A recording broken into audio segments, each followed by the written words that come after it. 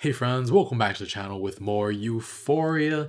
We have two special episodes that came out, and I had no idea they were coming out in the first place. I don't think I heard about the first one until the second one came out. So yeah, very curious why there was not more fanfare surrounding this. I've been looking forward to season 2 for a while, so this will be a good way to tide me over until then. Don't know what to expect from this, don't know what story they're telling, or if it's a side story or what, but yeah, excited for it.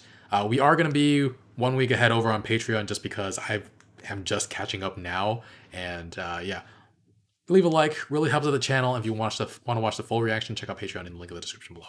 Let's get started.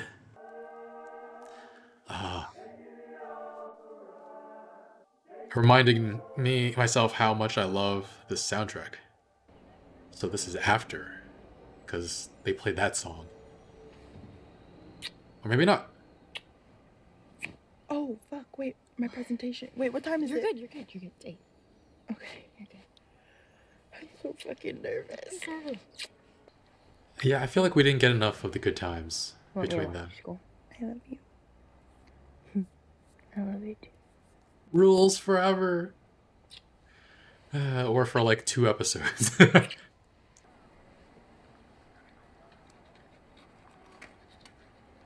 This isn't Jules' room at home.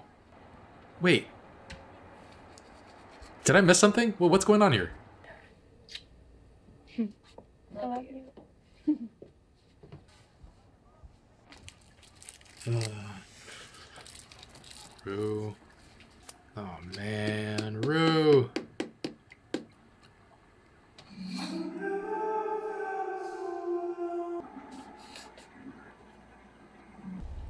Look, Ollie, I know you don't believe me, but I'm doing really good, actually. I feel like I've found this, like, amazing balance where I'm, like, happy and healthy, and I'm not, like, looking to anybody else for that happiness, you know? I mean, I'm not perfect, you know, so I'm sane, though. I'm sane. That you're not sober? Sane. You're high. I feel like you're not listening to what I'm saying. Rue, I don't think you're listening to what you're saying. I feel like that's physically impossible. It's not gonna last. Yeah, well, neither do my moods when I'm sober. Okay, well, you know, I'm not saying you're a paragon of mental health. You've got your issues. You're gonna be struggling with those issues for the rest of your life. That's a fact. I mean, you can say that sobriety is my greatest weapon, but to tell you the truth, drugs are probably the only reason I haven't killed myself. You think you're hard? I'm harder. You think you're tough? I'm tougher. You got clean and went to kill yourself? Same motherfucking story here. You wanna know why? Because you don't know how to live life. You don't have the tools. You're too busy running around trying to bullshit everybody. Where'd you get the drugs? I had some pills for emergency purposes. Wait. Fuck. So you never stood a chance. Right. Oh man. Yeah, piece of shit, you piece of shit. All right, but here's the silver lining. You're not a drug addict because you're a piece of shit. You're a piece of shit because you're a drug addict. You follow? No one in the world sees it as a disease. They see you as selfish. They see you as weak. They see you as cruel. Why does this girl deserve my time, my patience, my sympathy, right? This is a hell of a scene. If she wants to kill herself, crap. let her. Probably underneath all this busted-ass chaotic energy, you might even be a good kid. Who knows? And She that is. why we're eating pancakes on Christmas Eve. How long did you relapse for? A year and a half. Oh, fuck. Yeah, fuck yeah, right. Damn, I thought you were gonna say like a day or something. Nah. Once you're back in that cycle, 12 years, Martin, you ain't ever getting that far again. Wait, Martin? Your name is Martin? Well, it used to be. What? Before I converted To what? to Islam. Ollie, I'm super fucking confused. What am I, your first black friend? What you think? I was actually from the Middle East. I'm from South Philly. God doesn't give a fuck if you believe in him. He believes in you. If God didn't believe in you, you wouldn't even still be breathing. So you're saying the reason my dad died is because God didn't believe in him? Who turned it around? That's real good. There's nothing that makes me angry in that fucking argument. Because I could argue that my dad's purpose was to raise me and my sister. To be there for my mom. Listen. Ollie, if you're about to tell me that he died for a reason or, you know, whatever, I will literally walk the fuck out. He died because he died. That's it. The same stupid reason I came out of the womb with a couple wires crossed. At any given point that we're unable to see and comprehend the overall arc of human life. It's a mystery and will always remain a mystery. How that little boy grew up believing that this white world had no place for a black man like him, so fuck it. Who scares the living shit out of white America so bad that white America was so afraid that they embraced another Negro, one who had a dream, not to cut the head off the snake. So what now? I don't know. Maybe I'll start a revolution like Malcolm X or something. Except the Nike store the other day, and I look up on the wall, and I see in 20-foot letters these words, "Our people matter." This feels good. Because then I look at the price tag and it says $139.99. I thought Nike loved me, appreciated me in my life. And I thought, fuck you, Nike. You don't give a fuck about anything or anyone. These advertisers, they're too good. It's a true revolution, not a fast one, not a quick one, not a fashionable one, but a real fucking revolution is at its core spiritual. You have to create a new God, or gods, or whatever you can, but it is imperative that you believe in something greater than yourself. And the addict in you is trying to sell you on the same shit that got you sick in the first place. Your only hope is a revolution. She's like, it sounds like too much work. I don't underestimate anyone. That scene must have been like 20 minutes, and it's just captivating the entire time. Hey, after all these years, like a star, Merry Christmas. His daughter. One of his daughters. Who's this? Rashad? Who's this? Oh, wow, hey. What a voice he has on him. ask me in 20 years. Ollie, what am I supposed to do about Jules? Miss Marsha, how long you been clean? 17 years. As long as Rue has been alive. 17 years. I had to not be in a relationship so that I could focus on my sobriety. And I didn't have enough energy for both of those. Trouble don't last always. Any more questions for me while I'm trying to count my tips? No, count them. Ollie, you don't know what she did to me. She cheated on me. When I was sober, she literally cheated on me. I thought they had assumed it was So you two were just open. friends. It wasn't just kissing. You two talked about being together. That's so No. weird. What? I mean, we said I love you a lot. I said I love you to my barber. But you don't make out with your mom. We talked about getting matching tattoos on the inside of our lips. And I got him. Did you? No, but we No. talked about it. No. Excuse me, Rue. Who are you lying to here? Keep going. I mean, there's nothing else to say. I didn't think she was actually gonna go. It just kind of set something off in my head, you know. People make all these fucking promises. It's not even the lies that hurt, you know. It's the fact that you're never really emotionally prepared for someone to leave you. But maybe I deserve it. Maybe this is the universe's punishment for me being a piece of shit my entire life. I picked up a piece of glass, and I pointed at my mom, and I threatened to kill her. That is some unforgivable shit.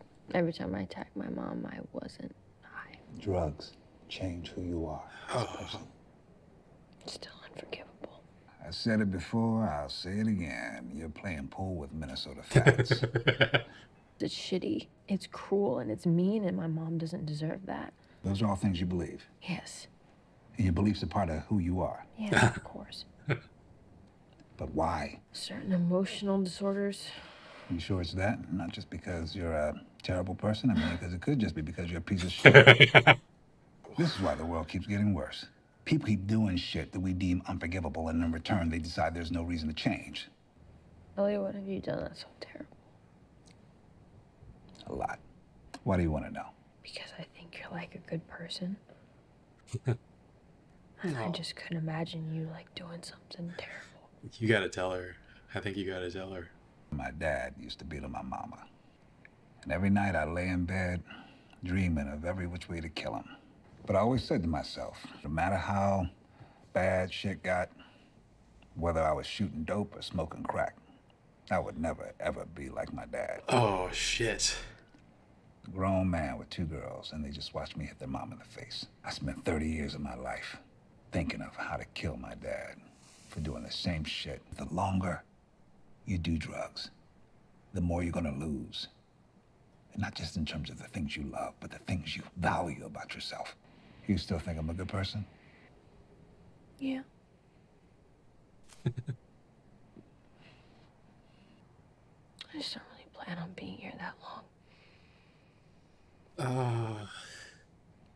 The world's just really fucking ugly, you know? Everyone's just out to make everyone else not seem human. And I don't really want to be a part of it. I don't even want to witness it.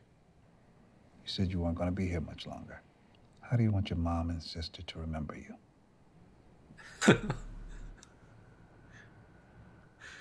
Oh, that pause is magnificent.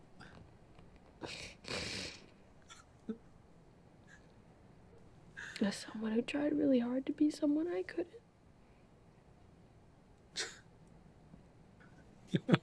I got faith in you. Why? I just do. Granted, I was a Christian before I became a Muslim, so I've been wrong before. Thanks. Such a contained episode. Just almost all in that diner. This show is so good. I was like, ooh, special episode. It's probably not gonna be that serious.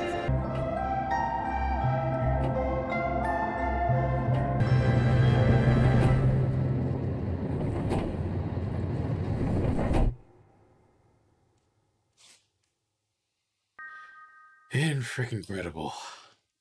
This show is freaking fantastic, and that might have been my favorite episode, despite the fact that it was so contained. It was just constant gem of dialogue after constant gem, and I had no way of editing this down to 10 minutes without cutting so many moments that were absolutely incredible, and practically the entire episode took place in that diner, just Ollie driving Rue home afterward, and the scene at the beginning were in a different location. But speaking of that scene in the beginning, at first I was like, oh, this is when they got together before Jules left. But then we get a wider shot of the apartment. I'm like, wait, this is not Jules' bedroom at home. And I think it's meant to be like a what if kind of scene. Like, what if Rue had gone with Jules? Or what if everything worked out the way Rue envisioned it? If it is that, it's telling that even in that scenario, it still ends with Rue doing drugs. But yeah, seeing them happy and together, the writers and directors just wanted to tug at our heartstrings a little bit, because even though we love these two together, we basically didn't get to see a lot of them be happy. We didn't get to see them be happy together for all that long, is what I'm trying to say. But yeah, I think my first impression of that scene was that it was them in the future, but that might have just been my wishful thinking. Rules forever. But I think it's telling that it goes from that scene of Rue in Jules and her apartment doing drugs to her in the bathroom at the diner doing drugs. It might not be a daydream or a possible future, but just how good it feels to be on drugs.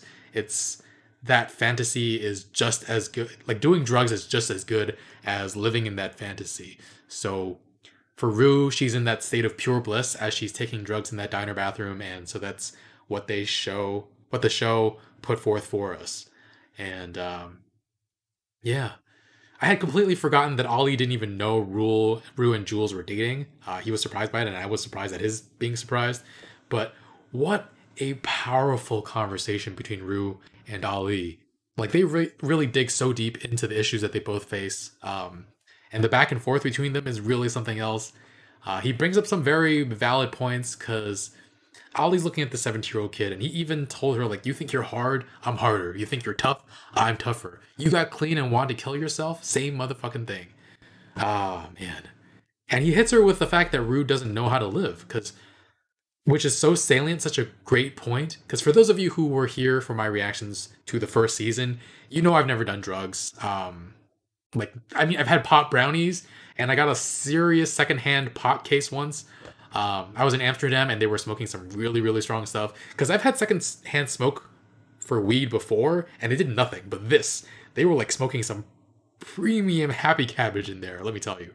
But my point is, I don't really know what it's like to go through this addiction that Rue goes through, but I do understand the point that Ollie was trying to make about not knowing how to live, because there are different points in my life where I had realizations that I wasn't living enough, that I was missing out on so much, either living for someone else or living life the way I was told it should be lived, or just being so depressed that I couldn't find a way out. So that point really, really hit home for me when Ollie said, "You don't know how to live, young blood." But despite everything he's been through, despite his hardness and his toughness, there are depths to her pain that still surprise him, I think, or at least there are ways of thinking that catch him off guard. That moment where Rue lashes back about her surviving because she has a purpose and turns it back around saying, didn't her dad have a purpose? Wasn't it to be with Rue's mom and raise his 2 daughters? That was so painful to watch because it flips everything on its head, because you hear that a lot from people, like everything happens for a purpose and for a reason, and just turning around like that, it was so good but so painful. But yeah, they go on to this topic of why do certain things happen, why is a certain person's purpose greater than another's.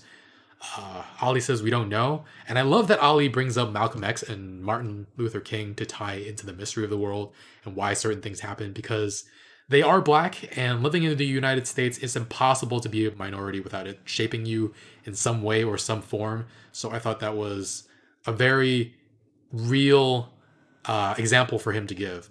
And this show brings up so many important points. Ollie was saying that the hardest part of having the disease of addiction, other than the actual disease, is that no one else in the world sees it as a disease. They see it like you're a bad person, selfish, destructive. That was just like 10 minutes into the episode, and I was already blown away. And I mean, it's an indictment on society that we lack this compassion for people who are suffering and instead pass judgment on them for something that's, yes, partially their fault, but also the fault of a society that puts things in place that were meant to keep you down. And I mean, that's why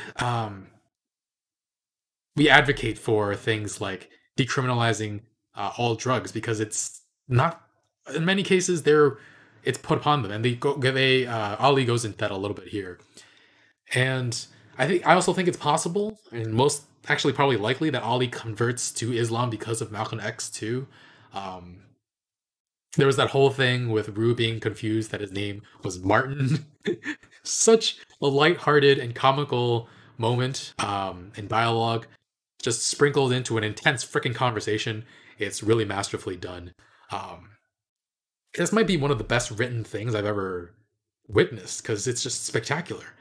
And the talk about a personal revolution, that is such an incredible way of thinking about remaking yourself, about choosing to be someone better. I really think, like, it's so convincing that I really think Ollie might have gotten through to her. Not to say she's never going to use again, but at the beginning of this conversation, she was high and didn't care she stayed high. And I don't know that that's the case by the end of it. Even if it's just temporary, I think she's had a shift in focus and a shift in her way of thinking about the world. So I'm hoping for the best for her still, obviously, because I don't think she's a shitty person. I mean, I think she's a good person who does shitty things, for sure, but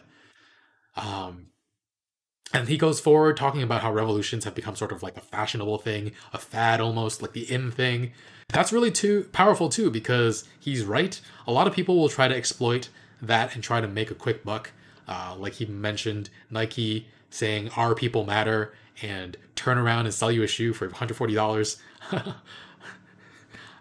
He was saying that I thought Nike loved me.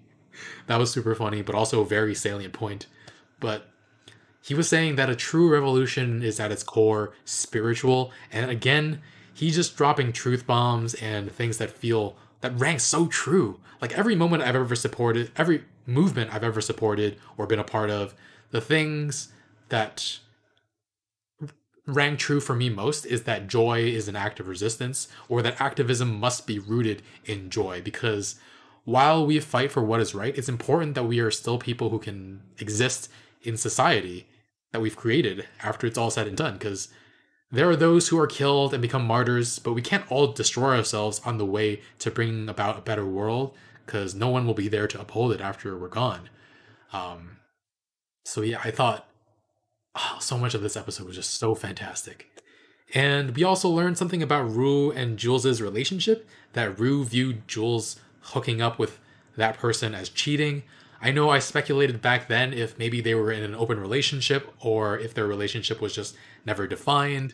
But I think back then I thought that Rue seemed fine with it, so I assumed they had talked about it before. So I forgot we're dealing with teenagers here. Ollie was just like, so you got together that night. You talked about it. And that's so weird. Why would we talk about it? Just so funny.